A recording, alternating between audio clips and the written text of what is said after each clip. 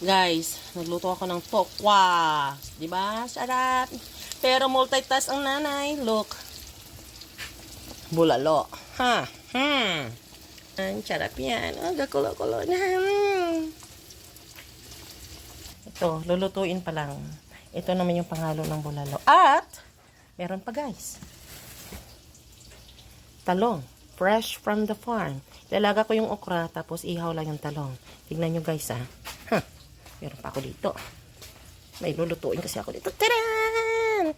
Nag-ihaw kami ng samaral. Ayan. Ihaw ko na rin yung talong isa. Masyadong loaded yung Happy Sunday everyone.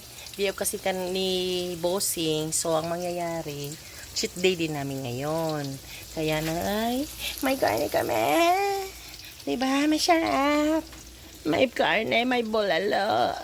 At may tofu, may inihaw na samaral, at may nilagang bulalo, at itong talong ihawin ko fresh from the farm, gideliveran ako.